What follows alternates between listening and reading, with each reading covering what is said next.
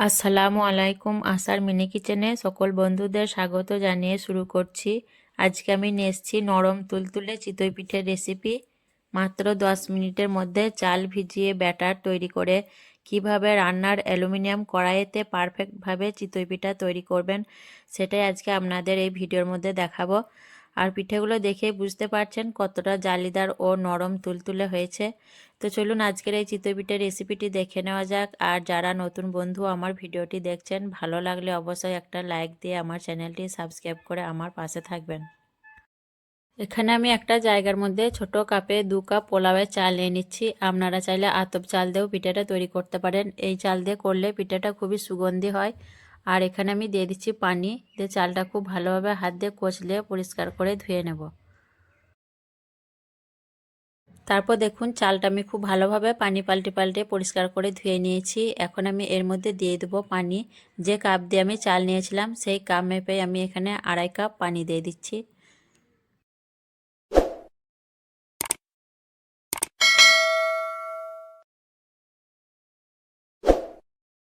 তারপর আমি gas on করে হাঁড়িটা গ্যাসের মধ্যে বসিয়ে দিয়েছি। আর দেখুন ঠিক এই পর্যায়ে যখন চালটা বলদ উঠতে শুরু করে দেবে পানি থেকে, তখন আমি এই পর্যায়ে গ্যাসের চুলাটা অফ করে দেবো।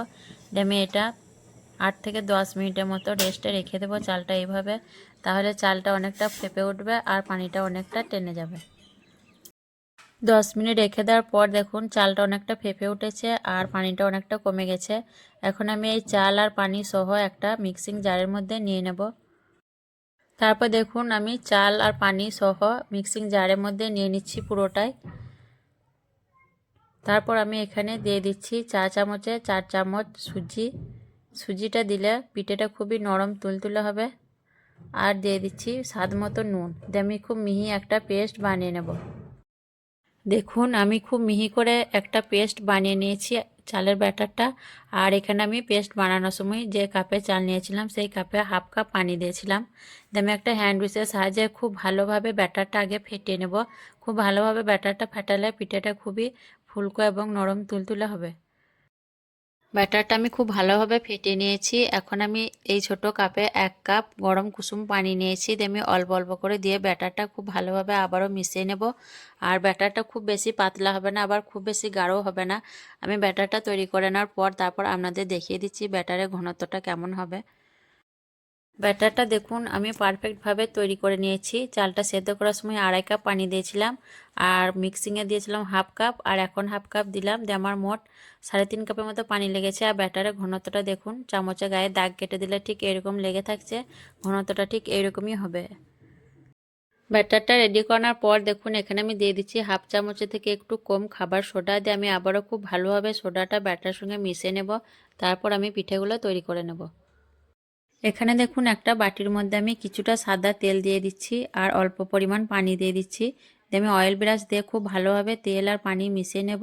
তেল পানি মিশতে চায় না তাহলেও আমি দেখুন ব্রাশ দিয়ে একটু ভালোভাবে মিশিয়ে নিচ্ছি কড়াইয়ে ব্রাশ করার জন্য। পিঠেগুলো তৈরি করার জন্য দেখুন এখানে আমি একটা অ্যালুমিনিয়ামের কড়াই নিয়ে নিয়েছি। আর কড়াইটা আমি একবার প্রথমে খুব ভালো করে গরম করে নিয়েছি, দিয়ে আবারও একবার ঠান্ডা করে নিয়েছি। তারপর আবারও আমি গ্যাস অন করে কড়াইটা বসিয়ে দিয়েছি। এখন আমি যে তেল আর পানিটা অ্যাড করে রেখেছিলাম সেইটা এখন তেলটা আমি ব্রাশ করে দিচ্ছি কড়াইয়ের মধ্যে। আর প্রত্যেকবার পিঠে দেওয়ার আগে এইভাবে আমি তেল পানিটা ব্রাশ করে নেব। দেখুন আমি 2বার তেল পানিটা ব্রাশ করে নিচ্ছি। তারপর আমি যে ব্যাটারটা তৈরি করে রেখেছিলাম সেটা আমি চামচে করে দিয়ে দিচ্ছি পিঠে তৈরি করার জন্য।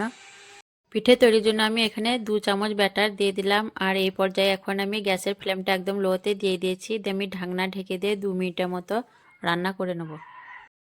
2 মিনিট পর আমি ফিরে এলাম, দিয়ে ঢাকনা খুলে নিচ্ছি। পিঠেটা আমার হয়ে গেছে, এখন তুলে নেব। আর এটা প্রথম পিঠে, তাও দেখুন পিঠেটা কতটা ফুলে উঠেছে আর নরম তুলতুলে হয়েছে। দিয়ে আবারও আমি একইভাবে তেল ব্রাশ করে নেব। দিয়ে তারপর আবারও আমি 2 চামচ ব্যাটার দিয়ে দেব। আর প্রত্যেকবার পিঠে দেওয়ার আগে আমি তেলটা ব্রাশ করে নেব। আর প্রত্যেকটাই পিঠে দেখুন এরকম জালিদার আর নরম তুলতুলে তৈরি হবে। এইভাবে যদি চাল ভিজিয়ে রেখে ব্যাটার তৈরি করে চিতই পিঠা তৈরি করেন, প্রত্যেকটা পিঠাই কিন্তু এরকম জালিদার আর ফুলকো ফুলকো এবং নরম তুলতুলে তৈরি হবে আর খেতেও খুবই অসাধারণ লাগে। প্রত্যেকটা চিতই পিঠাই দেখুন কতটা জালিদার আর নরম তুলতুলে হয়েছে। আর খেতেও খুবই ভালো লাগে এরকম নরম তুলতুলে জালিদার পিঠে। আর আজকের এই চিতই পিঠার রেসিপি কেমন লেগেছে অবশ্যই কমেন্টে জানাবেন। ভালো লাগলে লাইক করবেন, শেয়ার করবেন আর আমার চ্যানেলটি সাবস্ক্রাইব করে আমার সাথে থাকবেন। আর পিঠেগুলো আমি দেখুন খেজুর গুঁড়োর সঙ্গে পরিবেশন করেছি। এরকম নরম তুলতুলে পিঠে খেজুর গুঁড়োর সঙ্গে খেতে কিন্তু খুবই ভালো লাগে। তো আসবো আবারও অন্য কোনো রেসিপি নিয়ে। সকলে ভালো থাকবেন, সুস্থ থাকবেন। আল্লাহ হাফেজ।